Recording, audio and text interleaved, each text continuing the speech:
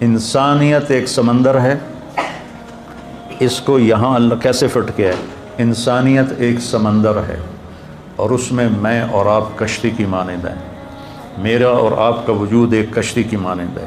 اس انسانیت کے سمندر میں ہم نے وہ سیدھا راستہ تلاش کرنا ہے جس سے ہماری دنیا بھی بنے، ہماری آخرت بھی بنے۔ تو اس راستے کو تلاش کرنے کے لیے اس چوٹی کا ڈھونڈنا ضروری ہے جس سے مجھے آگے راستہ ملے گا۔ ایک دفعہ میں عرفات میں اپنے خیمے سے نکلا کچھ دوستوں کے خیمے کے پاس جانے کے لیے، اور راستے میں نشانیاں لگاتا ہوا گیا۔ اب مجھے کیا خبر تھی کہ شام کو نقشہ ہی تبدیل ہو جائے گا۔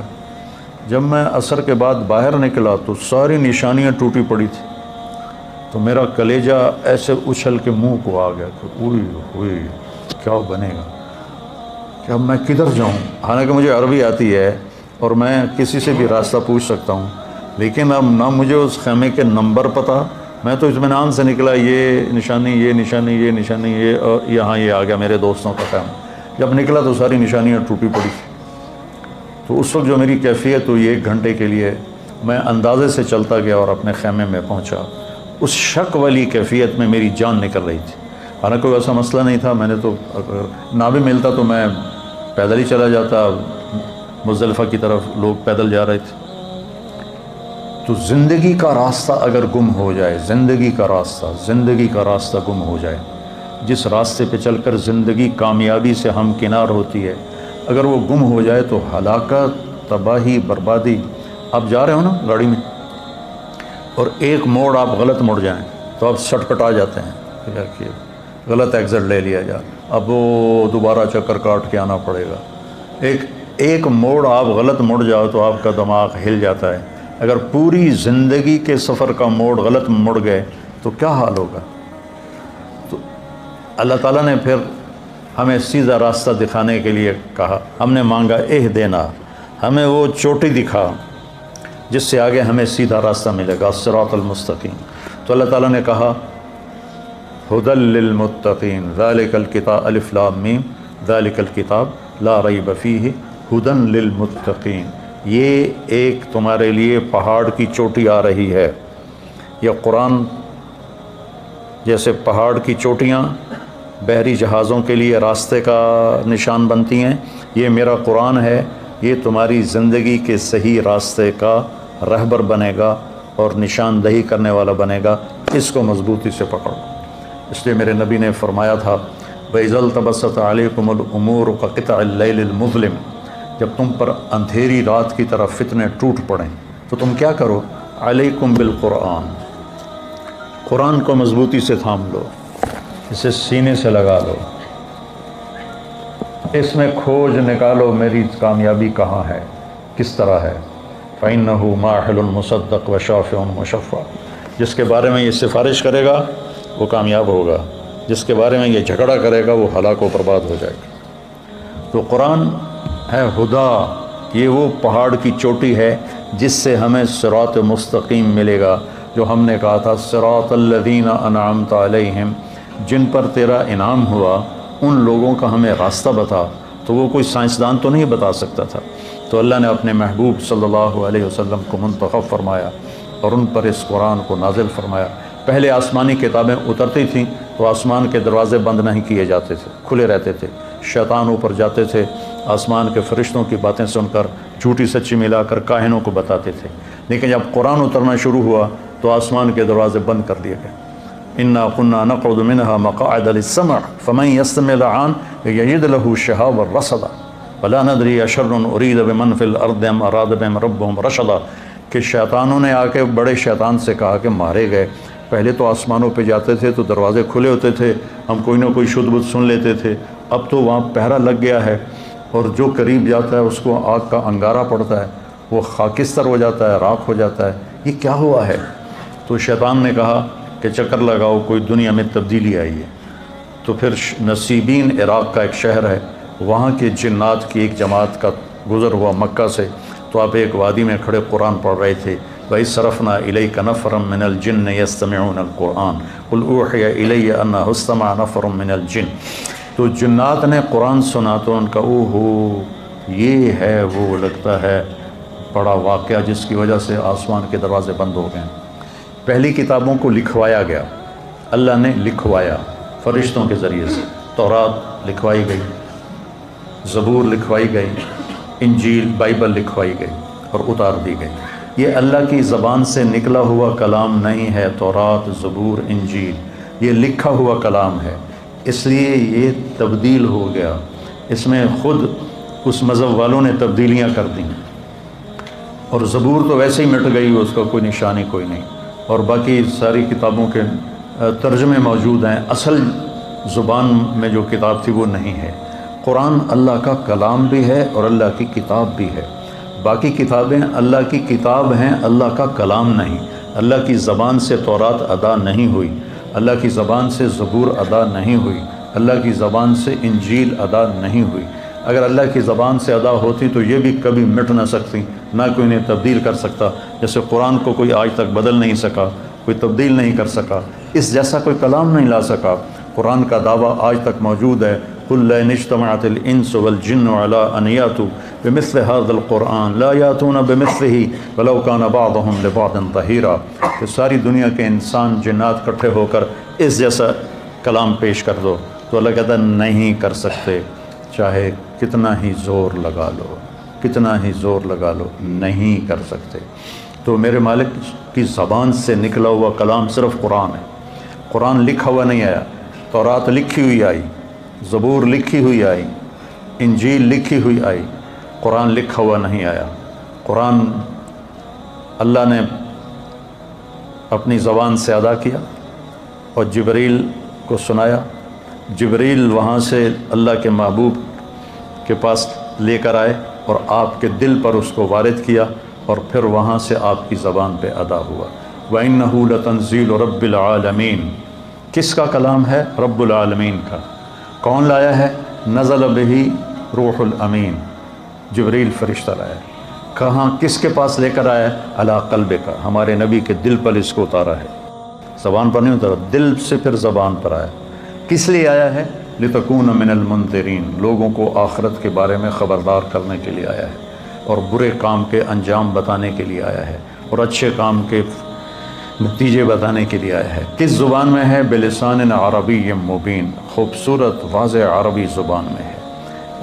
عربی مبین سے یہ اشارہ ملتا ہے کہ قرآن سمجھنے کے لیے اتنی عربی کا جاننا ضروری ہے کہ بات تم پر کھل جائے۔ صرف ضرب یضرب والی عربی سے قرآن سمجھ میں نہیں آتا، اس کے لیے جان جوکھوں میں ڈال کے اس زبان کو سیکھنا پڑتا ہے، پھر اللہ تعالیٰ کھول دیتا ہے۔ جو بھی کوشش کرے گا اللہ اس پہ کھول دے گا۔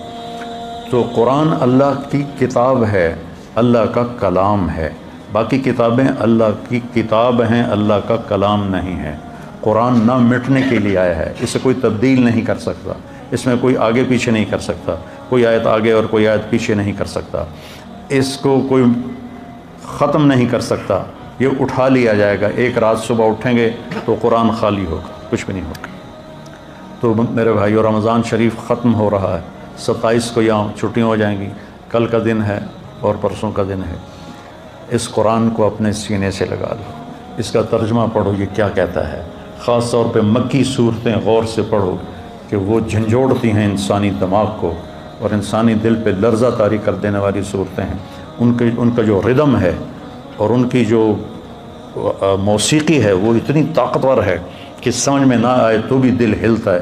اذا الشمس كورت وإذا النجوم انكدرت وإذا الجبال سجرت وإذا العشار عطلت وإذا الوحوش حشرت وإذا البحار سجرت وإذا النفوس زوجت وإذا الموءودة سئلت بأي ذنب قتلت وإذا الصحف نشرت وإذا السماء كشطت وإذا الجحيم سعرت وإذا الجنة أزلفت علمت نفس ما أحضرت إذا السماء انفطرت وإذا الكواكب انتثرت وإذا البحار فجرت وإذا القبور بعثرت علمت نفس ما قدمت وأخرت۔ دل دماغ ہلا کہ نہیں ہلا؟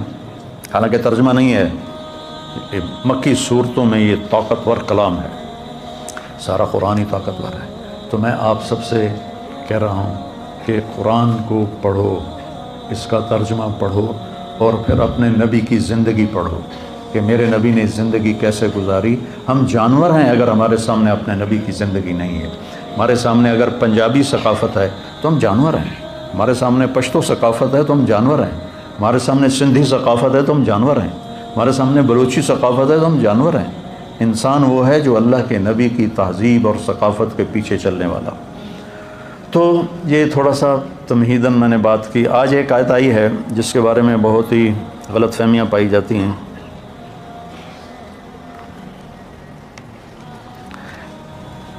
اے ایمان والو، یا ایھا الذین آمنوا لم تقولون ما لا تفعلون، جو کرتے نہیں وہ کہتے کیوں ہو. اس آیت سے ایک بہت غلط مفہوم سمجھا جاتا ہے کہ کسی کو اچھائی کی بات کرنے کے لیے ضروری ہے کہ پہلے خود عمل کرو.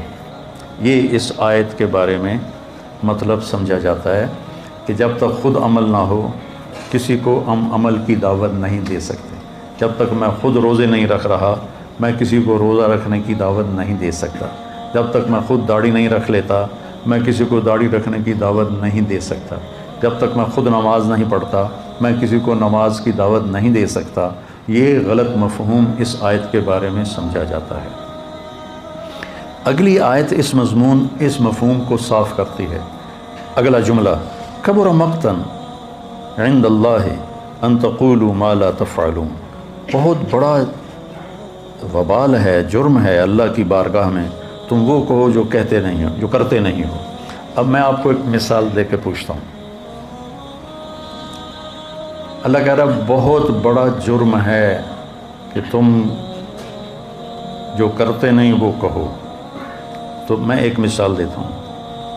ایک شرابی کسی دوسرے دوست سے کہتا ہے کہ یار شراب نہ پینا، میں تو پھنس گیا ہوں، شراب نہ پینا. تو یہ اس نے گناہ کیا ہے یا کوئی اچھی بات کی ہے؟ بولو. ایک باپ نماز نہیں پڑھتا لیکن چاہتا ہے میرے بچے نمازی ہوں تو ان سے کہتا ہے بیٹا نماز پڑھ لیا کرو. تو یہ گناہ کیا ہے یا کوئی نیکی کا کام کیا ہے؟ ہمارے دیہاتوں میں لوگ ان پڑھ ہیں، قرآن نہیں پڑھے ہوئے، نماز بھی ٹوٹی پھوٹی ہے. تو ہم نے وہاں اب گاؤں میں اب بہت جگہ مدارس ہیں ماشاءاللہ. تو گاؤں کے چھوٹے چھوٹے بچے وہ پکڑ کے وہاں بلاتے ہیں، ان کو قرآن پڑھاتے ہیں اور ان کے والدین خود ان کو بھیجتے ہیں. اب نہ ماں پڑھی ہوئی ہے قرآن نہ باپ پڑھا ہوا ہے، اور وہ اپنے بیٹے کو قاری صاحب کے ساتھ بھیج دیتا ہے کہ جا جا پتر پڑھ، جا پتر پڑھ. خود تو وہ سورۃ فاتحہ کے سوا کچھ جانتا نہیں. تو کیا اس نے یہ جرم کیا ہے کہ بیٹے سے کہے کہ آگے بیٹا کہے آپ تو پڑھیا نہیں، مینوں کیوں آندا پیا، جا پہلے تو آپ پڑھ. یہ اس طرح کا یہ بہت بڑا مس انڈرسٹینڈنگ ہے اس آیت کے بارے میں. اپنے کرتوت تو پہلے ویکھو پھر سانو تبلیغاں کریا جے. پہلے اپنے کرتوت ٹھیک کرو پھر سانو تبلیغاں کریا جے. جو مجھے 3 دن کے لیے لے گیا تھا وہ کلین شیو ہی مرا رہا، ساری زندگی کلین شیو رہا اور کلین شیو ہی مر گیا. تو میں اس کو کہتا تیرے منہ تے تو داڑھی نہیں، تو کیڑی تبلیغ کرنا آ گیا، چل بھج جا. تو آج مجھ سے بڑے گھاٹے والا کون ہوتا؟ اس آیت کا مطلب بالکل یہ نہیں ہے کہ الدال علی الخیر کفاعلہ، کسی کو نیکی کی بات بتانے والا اور اگر وہ نیکی کا کام کر لے تو کہنے والے کو بھی اس کا اجر ملتا ہے. اور آیت کے بارے میں یہ مفہوم سمجھا جا رہا ہے جب تک خود عمل نہ ہو تو ہمیں تو دعوت دینی نہیں چاہیے. اس کے ساتھ آپ کو ایک قرآن کی آیت سناتا ہوں. لعن الذین کفروا من بنی اسرائیل علی لسان داود و عیسی ابن مریم ذلک بما عصوا وکانوا یعتدون کانوا لا یتناہون عن منکر فعلوہ. بنی اسرائیل پر لعنت برسی داؤد علیہ السلام اور عیسی ابن مریم کی زبان سے. اس کی وجہ یہ ہے کہ وہ گناہوں میں بہت آگے چلے گئے تھے، نمبر 1. نمبر 2، کانوا لا یتناہون، نہیں روکتے تھے، غور سے سننا، نہیں روکتے تھے عن منکرن، اس گناہ سے اور لوگوں کو، فعلوہ، جس گناہ کو وہ خود کر رہے ہوتے تھے اس گناہ سے وہ اوروں کو نہیں روکتے تھے. اس پر اللہ ان پہ لعنت برسا رہا ہے. ایک ان کی نافرمانی اور ایک یہ کہ تم خود گناہ گار ہو تو کسی کو دیکھتے ہو تو اس کو روکو تو صحیح. سبحان اللہ، کتنا کلیئر اللہ نے کر دیا ہے. لا یتناہون عن منکر فعلوہ، نہیں روکتے تھے اس گناہ سے جو وہ خود کر رہے ہوتے تھے. تو اس آیت کے مطابق تو اسے روکنا چاہیے نہیں. خود شراب پیتا ہے تو اسے تو شراب سے نہیں روکنا چاہیے. خود نماز نہیں پڑھتا تو اسے نماز کے لیے نہیں کہنا چاہیے. تو سارا سسٹم وہ تباہ ہو جائے گا اگر یہ مفہوم صحیح لیا جائے. تو پھر اس آیت کا مفہوم کیا ہے؟ اس آیت کا مفہوم یہ ہے کہ جو تم کر نہیں رہے اس کے بارے میں کیوں کہتے ہو کہ میں نے کیا ہے. روزہ نہیں رکھا ہوا، ٹھیک ہے، اور لوگوں سے کہہ رہا ہے یار روزہ بڑا لگ رہا ہے. یہ ہے لما تقولون ما لا تفعلون، کہ جو کام تم نے نہیں کیا اس کام کے بارے میں کیوں کہتے ہو کہ میں نے کیا ہے. اب اگلی آیت سنو. بہت بڑا جرم ہے اللہ کی بارگاہ میں کہ تم کرتے تو ہو نہیں اور لوگوں کو کہتے ہو میں نے کیا ہے. یہ جھوٹ ہے اور یہ دھوکہ ہے. اس لیے یہ بہت بڑا جرم ہے اللہ کی بارگاہ میں. تب جا کر کبر مقتن اپنے مقام پر آئے گا، ورنہ تو کبر مقتن کا تو یہاں کوئی موقع ہی بنتا ہوا نظر نہیں آتا.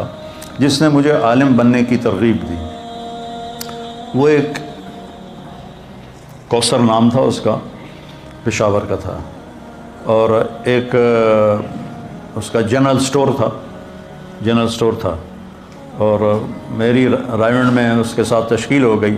میں 4 مہینے کے آخری ہفتے میں تھا اور ایک لمحے کے لیے بھی میرے دل میں نہیں آیا 4 مہینے میں کہ میں ایک دفعہ خیال آیا. میں یہ سمجھتا تھا، آپ دیکھو کس قدر یعنی اس راستے کی اور اہل علم کی دل میں کمی تھی کہ میں سمجھتا تھا آدمی 6 مہینے میں مولوی بن جاتا ہوگا. تو میں نے ایک مولوی صاحب سے پوچھا، میں نے کہا ایک مولوی کو بننے میں کتنے مہینے لگتے ہیں؟ مہینے؟ وہ کہنے لگا 8 سال لگتے ہیں. میں کو تیرو پھل ہو جائے 8 سال بڑا اوکھا کام ہے. تو میرے ذہن سے وہ نکل گیا. تو وہ میرے سال مجھ سے بڑا تھا عمر میں، وہ دکاندار تھا، دکان چلاتا تھا. میری تو اسے 18 سال عمر تھی. تو وہ مجھ سے پوچھتا ہے تم کیا کرتے ہو؟ میں نے کہا میں نے FSC کی ہے، میں نے میڈیکل کالج میں میڈیکل پڑھنا ہے، ڈاکٹر بننا ہے. کہنے لگا تمہارے والد کیا کرتے ہیں؟ میں نے کہا وہ ذمہ دار ہیں. کہنے لگا پھر تم عالم بن جاؤ، ڈاکٹر بن کے کیا کرو گے؟ عالم بن جاؤ تمہاری آخرت بن جائے گی. اب میں اسے کہتا پہلے اپنی دکان سنبھال پھر میرے نال گل کریں. آپ تو دکاندار ہیں، میں نے تو آکھی جانا ہے عالم بن جا، چل. تو کتنا گھاٹے کا سودا ہوتا میری زندگی کا. تو مجھے ترغیب دینے لگ گیا تو عالم بن جا، تو عالم بن جا. میں کہا یار میری جان چھاڑ، مشکل کام ہے، میں نہیں کر سکتا. کہنے لگا اچھا ڈاکٹر بن کے کیا کرو گے؟ اتنا ہی ہے نا کہ پہلے بھی اللہ نے مال دیا ہوا ہے. اس نے پیسے کا لفظ استعمال کیا تھا. پہلے ہی اللہ نے پیسے دیے ہوئے ہیں تو ڈاکٹر بنو گے تو کچھ پیسے اور زیادہ ہو جائیں گے، اس سے زیادہ تم ڈاکٹری میں کیا کرو گے؟ اس نے میری کلی اڑا دی، بھگ سے اڑ گئے. میں کہا یہ کتنی صحیح بات کر رہا ہے. چونکہ میں جب بھی ترغیب سنتا تھا ڈاکٹر بنو تو اس میں 2 باتیں مجھے یاد ہیں، میرے کانوں میں میری یادداشت ٹھیک ہے ابھی تک. میری ماں بولتی یا میرا باپ بولتا یا میرا چاچا بولتا یا میرا کوئی بھی بولتا تو وہ کہتے طارق میاں ڈاکٹر بن جا، بڑے پیسے، بڑی عزت. میری یادداشت میں نہیں کہ کسی نے کہا ہو لوگوں کی خدمت کرو گے، مریضوں کا علاج کرو گے، ان کی دعائیں لوگے. نیور، ہرگز نہیں. بھائی یہ 2 باتیں، ڈاکٹر بن جاؤ، بڑے پیسے، بڑی عزت. تو اس نے میری وکٹ اڑا دی کہ پہلے بھی اللہ نے دیا ہوا ہے، 100 پہ 1000 ہو جائیں گے. میں نے کہا یار یہ بات تو ٹھیک کر رہا ہے. تو اللہ نے میرا دماغ گھمایا اور آج میں آپ کے سامنے بیٹھا ہوں. میری زندگی گزر گئی اس راستے. تو میں تو اس کے لیے اتنی دعائیں کرتا ہوں، اس کا احسان ہی میں نہیں اتار سکتا کہ اس نے مجھے میرے پیچھے ہی پڑ گیا.